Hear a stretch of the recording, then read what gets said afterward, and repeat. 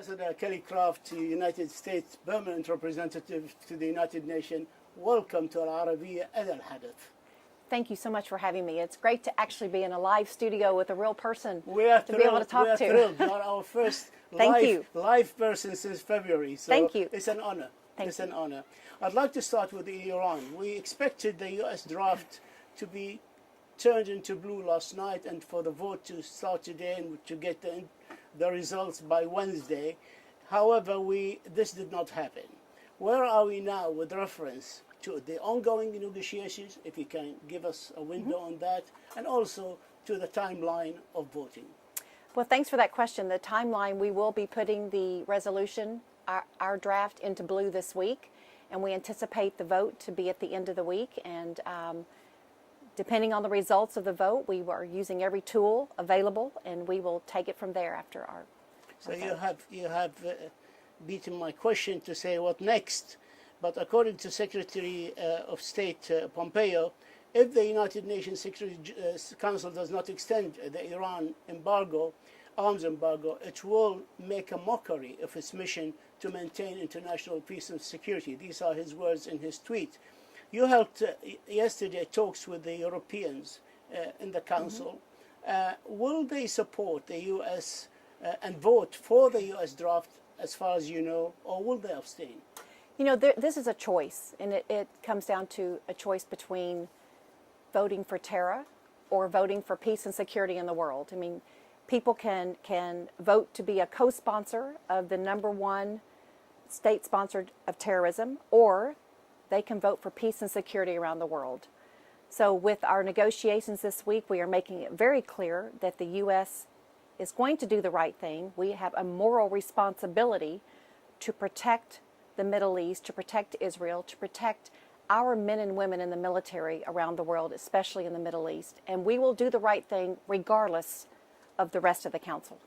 Will an offer of renewing the arms embargo for 6 months, 1 year, a limited period, not indefinitely as your very strong U.S. draft demand, will that ever be acceptable to you?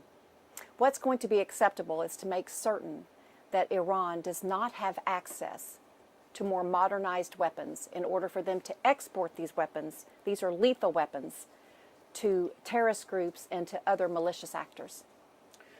Some countries, even among your allies, do not expect the U.S. draft to get 9 votes. And many argue with me, even allies, that there will not be any need to use a veto, that it will not get 9 votes.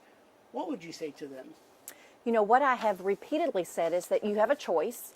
I mean, their capitals have a choice. They understand the outcome. They understand what will happen if on October the 19th, we wake up and Iran has access, that they are able to purchase weapons, lethal weapons from Russia and from China, and then turn around and export those weapons to terror groups. So there's a choice here. Everyone understands very clearly where we stand, and that we will take all actions in order to make certain that this arms embargo is renewed. If the international community lets you down, lets the United States down, and this draft does not go through, do you have plans for another draft, maybe a less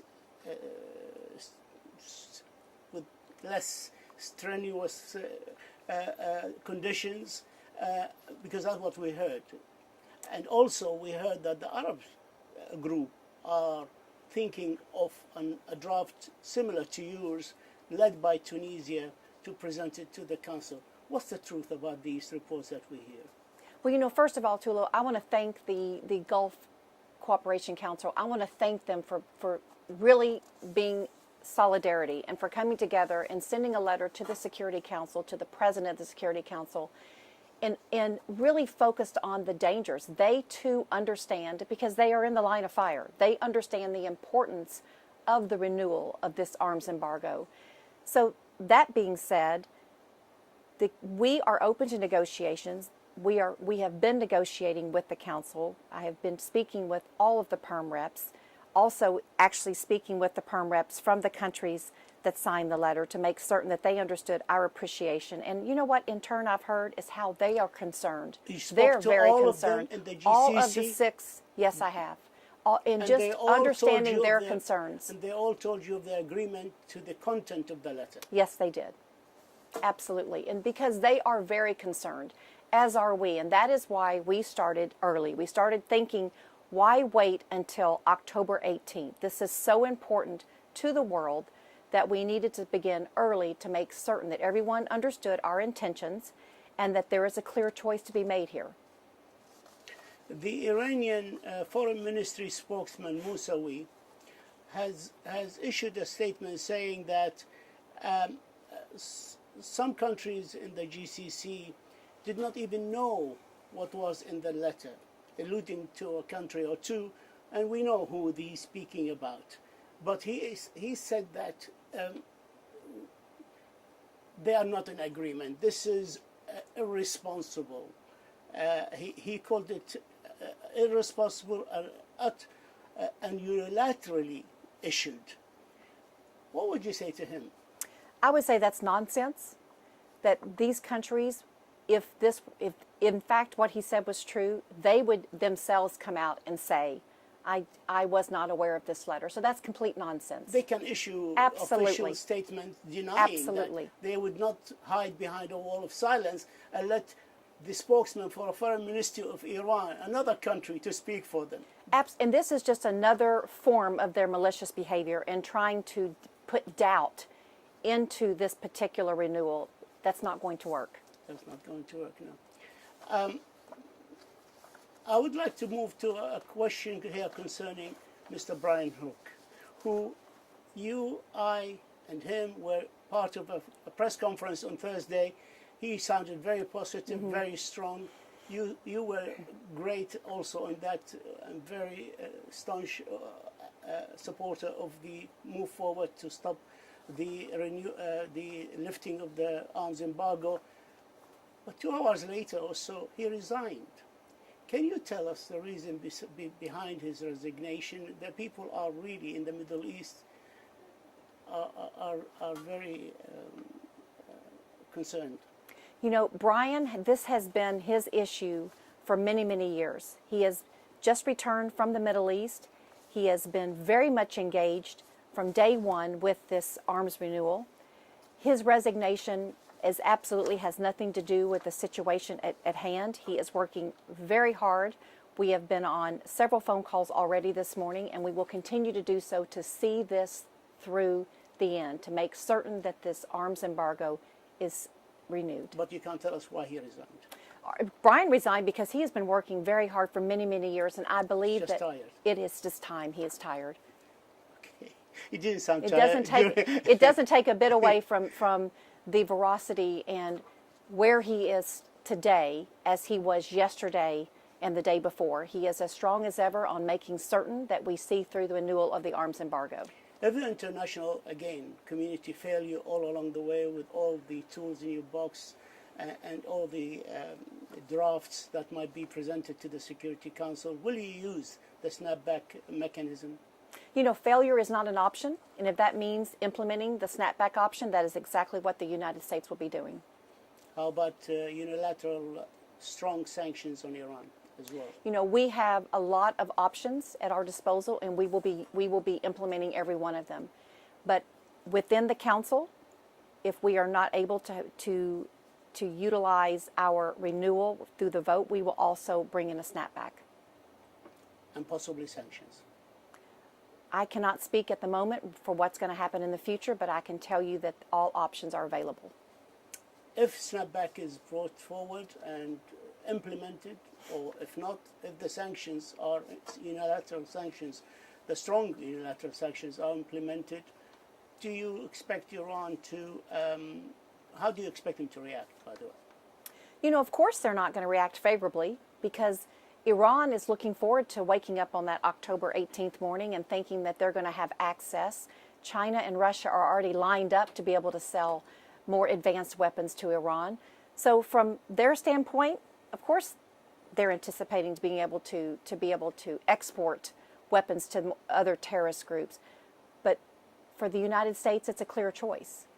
And we will work day and night to make certain, because Iran's past behavior is telling us right now what their future behavior is going to be, and that is causing more harm and danger, more malicious behavior all over the Middle East. Look at what we have going on in Yemen with the Houthis. They are supplying arms to the Houthis. Look at what we have in Syria with Assad, propping up the Assad regime. Look at Iraq with the Shia militia. Look at all over the world, whether it's Lebanon, Libya, Venezuela with the Maduro regime. It's a clear choice. A snapback on sanctions, some people say it will end the nuclear deal. What do you say? You know what I look at this as? It is a responsibility for us to have this renewal, because without the renewal, we know that they already have missiles. We know that they will be able to have ballistic missiles. And with those ballistic missiles will also be nuclear warheads. This is one and the same. So it is a responsibility to make certain that the arms embargo is renewed in order to, in the future, prevent nuclear warheads from being attached to these ballistic missiles. Secretary Pompeo has tweeted very recently saying that China entry into Iran destabilized the Middle East. Reports now are talking about a 25-year strategic partnership agreement between Iran and China. Pompeo said Tehran having access to weapon system and money flowing from the Chinese government Communist Party will only compound the risks in the region. But we all know the lure of oil and lucrative deals to countries such as China. What can be done here, the Security Council, or what can you do to convince China not to go down that road? You know, I think that China is very much aware of Iran's behavior. China has been ready and has already, understands selling of the weapons to Iran. China also understands that Iran has been violating the JCPOA. And it is for us to make certain that we put China in a box. I mean, look at the two countries. Both have human rights issues. Both have no regard for their own citizens. It is up to all of us. We have a responsibility to make certain that whether it's Iran or whether it's China and their human rights abuses, that we put a stop to it. I'd like to move quickly to Lebanon. Time is catching up with us. The Lebanese government has resigned, and we have now a caretaker government for a limited period. Maybe 6 months or so. What kind of transition the U.S. would like to see in Lebanon? What is your vision for Lebanon? You know, first of all, on Sunday, the French hosted a donor conference, and I think there were 300 million raised. And this was something that the U.S. participated in. We contributed 17 million plus other emergency assistance packages. You know, what's important is that that money, that aid goes to help the people that are displaced in the current situation. But nothing is going to be resolved unless the new government doesn't have to deal with Iran making certain that Hezbollah has access to weapons. So what's really important for the success of the new government is that Hezbollah is not engaged with Iran and undermining the success of the new government, which, as you and I both know, the Lebanese people deserve a government that's going to promote their economic prosperity, and not that of Iran selling to the Hezbollah. The United States pledged already $17 million in life-saving medical and food assistance to help the Lebanese people during this very difficult time. Is this a new approach, a transition in relations between the United States and Lebanon, or just temporary position in relation to a tragedy of explosion? You know, the U.S. is always the first to step up. We are the largest donor to the United Nations. Our American taxpayers are the most generous in the world. We have always stood with Lebanon. We will always stand with Lebanon. And you know, we have a peacekeeping mission that we are keeping very close eye on at the moment, UNIFIL in Lebanon. And the U.S. is very concerned to make certain that UNIFIL is following its mandate. We are going to be asking for UNIFIL to follow guidelines, to follow benchmarks, and we will make certain that that peacekeeping mission serves the people of Lebanon. Is the maximum pressure being exerted on Iran extends to Lebanon? I think the maximum pressure being exerted to Iran extends to the world. I mean, the entire world is in danger of Iran if Iran has access to more advanced weapons. And these are weapons, whether it be, land, air, or sea. These are weapons that Iran will use, that they will also use with their technology to be able to create themselves. But are you differentiating between the Lebanese government, which we know Hezbollah control it, Yeah. and the people of Lebanon? Oh, the Lebanese government needs to be overhauled.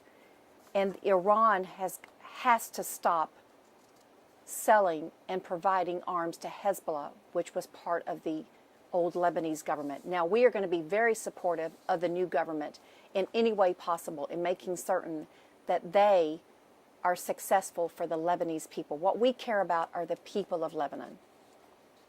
The people of Lebanon saying the resignation of the government is not enough, that they need regional and international help to change the status quo in Lebanon. Will the international community respond to this call? I think if you look at Sunday as an indication of how much the international community cares, you will see this continuing. And as it has been, we want to make certain that this new government has all of the tools available from the international community. One last question. Time is caught up with us, I'm afraid. Secretary General Antonio Guterres has said that it's important that a credible, transparent investigation is done to determine the cause of the explosion in Beirut and bring about accountability demanded by the Lebanese people. Fourth Prime Minister, Najib Mikati, Fouad Sanyura, Saad al-Hariri, and Tamam Salam, former prime ministers, have called for international investigation. There are calls from all walks of life of the Lebanese people. Will you support an investigation, international investigation, into the explosions in Lebanon? You know, the United States will support a transparent and an inspection and an accountable. We want this to be, the people to be held accountable, and we will be very supportive of international investigations as long as they are transparent and the people are held accountable. But if they're run by the UN, they should be transparent. Absolutely. The Secretary General will make certain of that. One last question. Syria, about the resolution 2533 on July the 11th. What is the situation now with only one crossing is open, which is Bab al-Hawa? You know, I think we changed the narrative of the story. The most important thing is we were able to put China and Russia in a box. We had 13 members of the council all in favor of making certain that Bab al-Hawa, obviously we were disappointed not to have more than one border, but we have it for 12 months. And that is going to give a relief to the Syrian people over the winter months. And that's what matters, it's taking care of the Syrian people. Ambassador Kelly Craft, U.S. Permanent Representative of the United Nations, we thank you for being our first guest in person here, and we thank you for your insight and for this exclusive interview. Thank you so much. My pleasure. Thank you for having me. My pleasure.